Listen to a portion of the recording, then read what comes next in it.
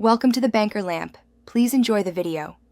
You start by confirming prerequisites, Python 3, 10 plus, pip, and git.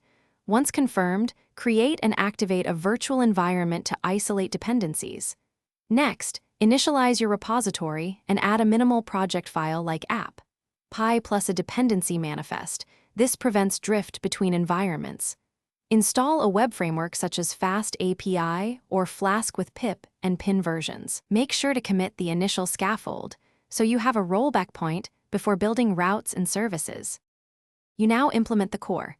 Design your route structure and request/response models so validation is predictable and safe.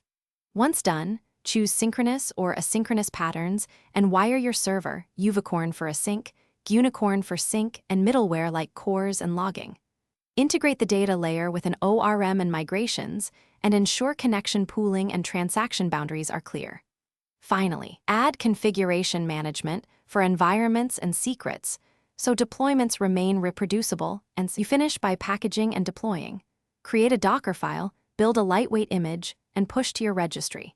Then set up CI/CD to run tests, linters, and security checks automatically so every change is validated.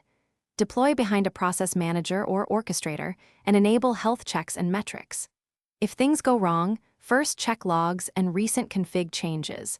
Common issues are env-var mismatches or missing migrations. Make sure you can roll back quickly and redeploy a known good version.